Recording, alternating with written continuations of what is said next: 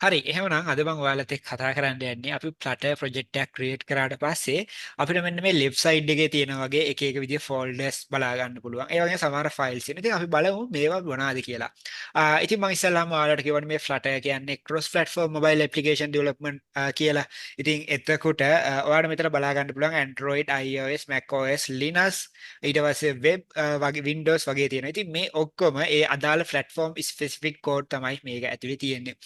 ඉතින් අපි ගමු Android. එතකොට Android ගත්තට පස්සේ අපි Android app එකක් develop කරනවා නම් අපිට Android specific මොන හරි change එකක් ගන්න වෙනවා නම් අපිට මෙන්න මේ Android file ටික edit කරන්න සිද්ධ වෙනවා. අපි හිතමු ඔයා Android application එකක් develop කරනවා location permission එක. ඉතින් ඔයා දැකලා ඇතිනේ ඔයා Android app එකක් open කරාට පස්සේ ඒකේ location permission අපි Google map එක ඒකේ කියනවා ඔයාට ඔයාගේ phone එකේ locations enable කරන්න කියලා. ඉතින් ඒ වගේ දෙයක් අපි අපේ app එකක කරනවා නම් අපිට ඒකට යම්කිසි permissions වගේක් add කරන්න වෙනවා. ඒ add කරද්දී අපිට මේ Android folder එක ඇතුලේ සමහර changes කරන්න වෙනවා. ඉතින් අපි ඒක ඉස්සරහට කතා කරමු මොන වගේ changes ද කරන්නේ කොහොමද මේක වෙන්නේ කියලා. ඉතින් iOS සම්බන්ධව ගත්තත් ඒකත් ඒ විදිහටම තමයි. ඉතින් අපි Flutter වලින් එක single code base එකක් use වෙන්නේ. ඒ වුණාට අපිට එක එක platform specific දේවල් කරන්න සිද්ධ වෙනවා. ඉතින් අපි application Android application එක deploy කරද්දී iOS application එක deploy කරද්දී ඉතින් මේ වගේ දේවල් වලදී අපිට එක එක changes කරන්න වෙනවා. ඉතින් ඒවට අදාළ changes කරන්න තමයි මෙන්න මේ folders තියෙන්නේ. ඉතින් අපි normally Flutter code එකක් ලියද්දී අපි මේවා ඇතුලේ වැඩ ගන්නවා අඩුයි. හැබැයි ඔයාට complex application එකක් ලියද්දී ඔයාට මේ සමහරට මේ platform specific code access කරන්න සිද්ධ වෙනවා.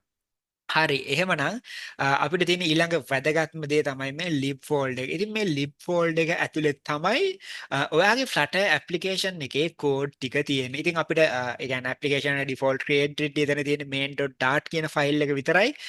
ඉතින් මේ main.dart එකෙන් තමයි ඔයාගේ application එක start වෙන්නේ. ඉතින් ඉස්සරහට ඔයා application එක develop කරද්දී මේකේ file 100ක් 200ක් එන්න පුළුවන්. එක එක folder ගොඩාක් එන්න පුළුවන්. අපි ඒක ඉස්සරහට අපි step by step කතා කරමු.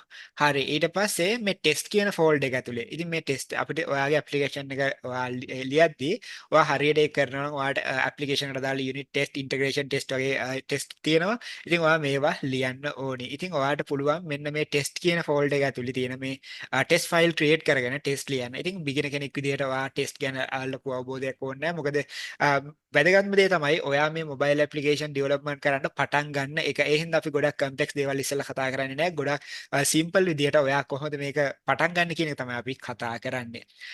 හරි ඊට පස්සේ ඔයාට මෙතන බලා ගන්න පුළුවන් මෙතන තියෙනවා analysis optional.yaml කියලා. ඉතින් ඔයාගේ code එක ගැන analysis දෙනවා. සමහරවිට errors තියෙනවා නම් warning තියෙනවා නම් ඒ warnings ඒ කියන්නේ අපිට මේක මේ analysis YAML file එක අපිට ගොඩක් يعني අපි මේක configure කරාට පස්සේ ඔයාගේ code එකේ මොන හරි error එකක් එහෙම නැත්නම් warning එකක් තියෙනවා නම් අපිට මේක clearly මෙන්න මේ file එක හරහා මේක හරහා බලා ගන්න පුළුවන්.